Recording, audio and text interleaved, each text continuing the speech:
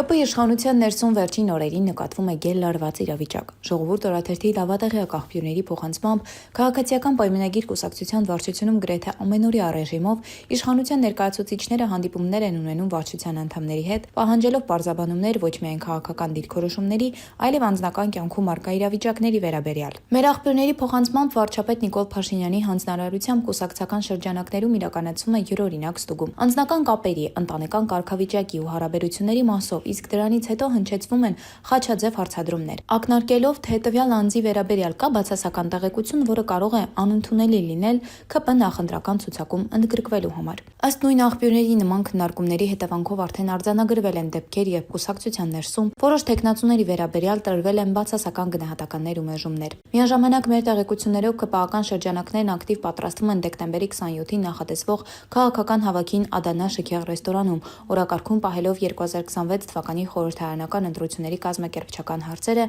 եւ առաջիկա քաղաքական քայլերի փաթեթը։